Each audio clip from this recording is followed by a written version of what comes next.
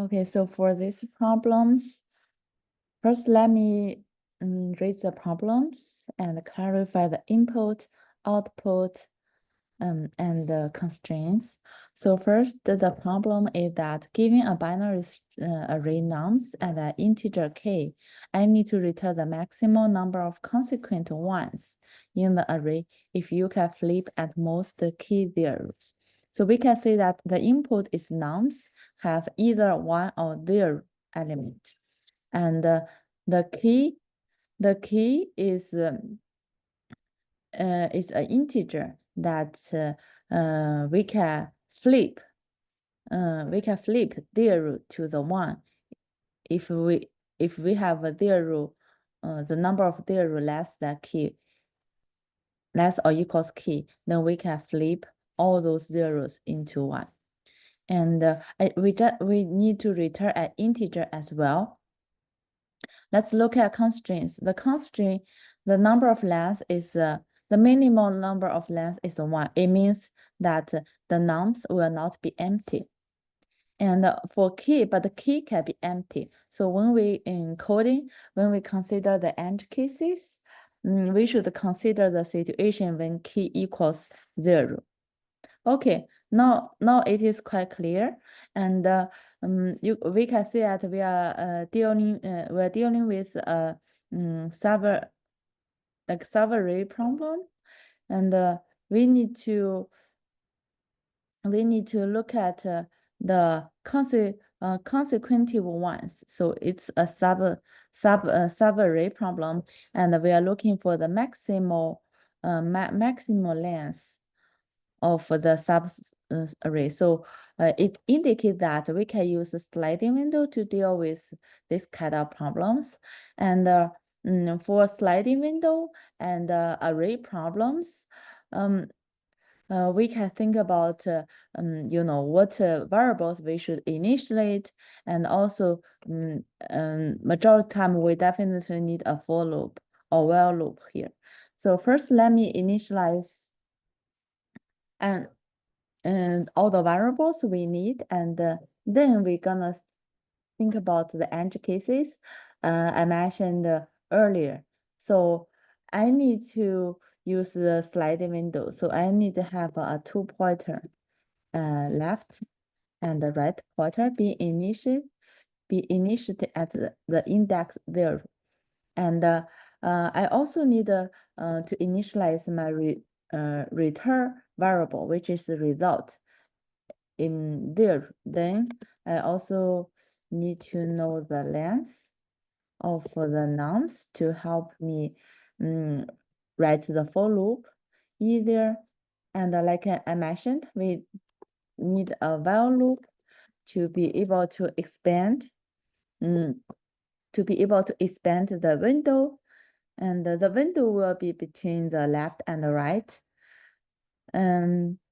So okay, so before I move on to the main coding part, I would like to take the edge cases into consideration.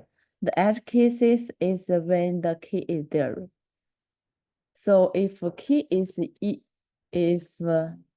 key equals 0, and then we need to think about the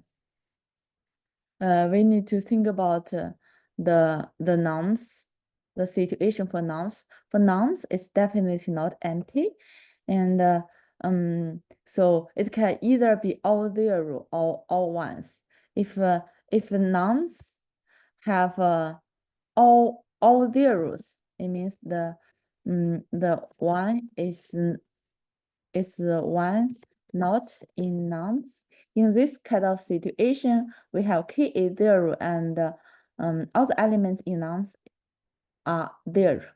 We just need to return 0.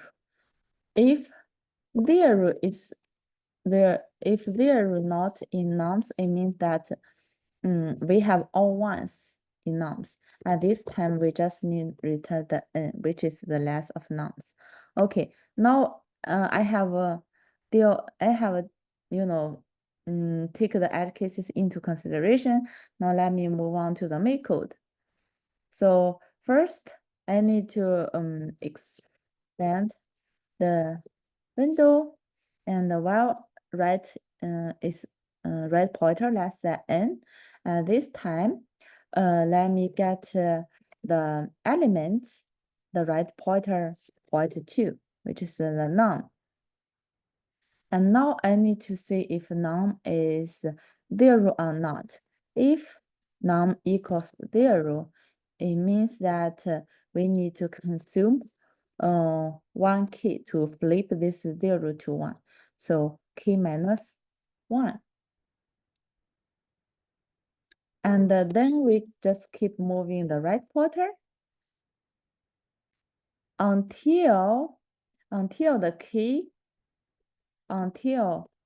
less than 0, the key becomes negative.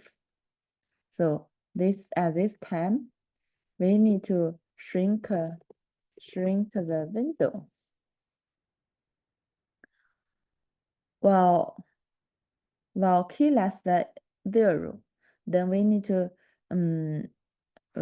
to shrink window, and first we need to check if the nums left is equals 0 or not. If num left equals 0, then we need to update the key here. Key is mainly used to keep track of the number of zeros we are able to flip. So if num left equals 0, it means that we have a 1/4 for flip 0 to 1, and at this time we can just move the left pointer to the right side. And when we move the left pointer, we should also make sure that the left pointer is not out of the range. So left pointer should be less than n minus 1.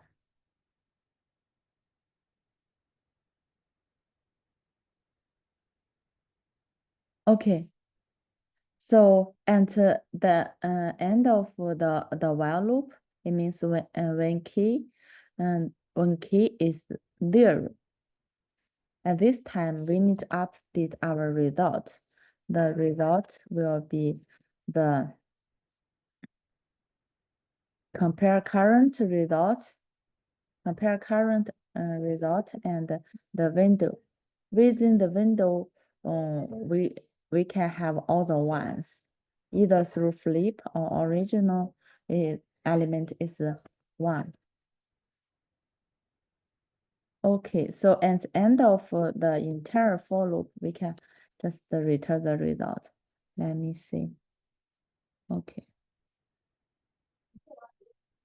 Okay, that's all for this. For the coding part.